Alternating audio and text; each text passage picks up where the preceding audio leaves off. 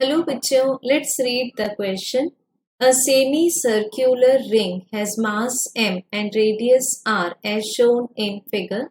Let I1, I2, I3 and I4 be the moments of inertia along the four axes as shown. Axis 1 passes through center and is perpendicular to plane of ring. Then match the following. सो बच्चों question में diagram में हमें दिखाई हुई है एक semi circular ring. अब इस रिंग का मास गिवन है हमें m and its radius is r। अब इसमें हमें 4 एक्सेस शो किए गए हैं 1, 2, 3 एंड 4 के नेम से, और हमें बताना है कि इनके अबाउट मोमेंट ऑफ इनर्शिया क्या होगा। तो सबसे पहले देखते हैं बच्चों, जो एक्सेस 1 है that is passing through the center of the ring and it is perpendicular, it means ये transverse axis है। तो इस केस में हमें moment of inertia of the ring मिल जाएगा mr²।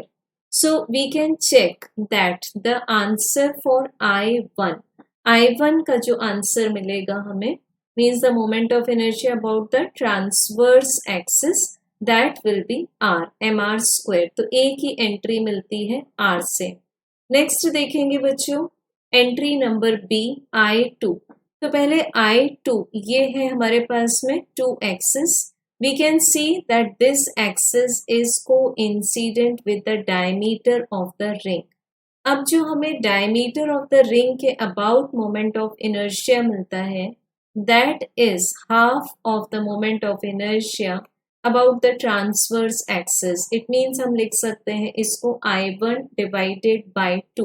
I1 का आंसर था mr², so it is divided by 2। और अगर हम इसको प्रूव करना चाहते हैं तो this can be proven with the help of perpendicular axis theorem, जो कि थ्योरी में प्रेजेंट है। तो बच्चों हमें I2 का आंसर मिल जाता है mr² divided by 2। So we can see that the answer for B entry will be B। अब बच्चों देखते हैं थर्ड एक्सिस कहाँ से जा रहा है। This is just as axis 2। तो हमें जो I3 का आंसर मिलेगा that is again the moment of inertia about the diameter। So ये आंसर भी होगा mr² डिवाइडेड बाय 2। तो I3 की भी C की भी एंट्री आ जाएगी हमारे पास P। अब जब देखेंगे बच्चों हम एक्सिस नंबर 4 को, तो this appears as a tangent, और ये एक ऐसी टेंजेंट है जो in the plane of the ring है। तो ये टेंजेंट पैरेलल है डायमीटर को, और डायमीटर भी obviously in the plane of the ring ही होगा। तो ये दोनों पैरेलल एक्सिस के बीच का परपेंडिकुलर डिस्टेंस मिल जाता है हमें r। तो हम I4 फाइंड करने के लिए अप्लाई कर सकते हैं parallel axis theorem which says that I4 equals to I3 plus mh²।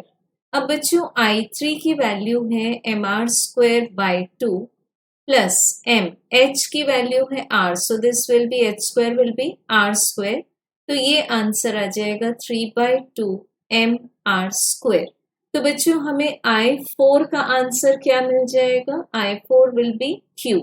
It means D की एंट्री आ जाएगी हमारे पास Q और C की एंट्री आई थी P। So order is R P P Q। So correct answer is option 1। Thank you.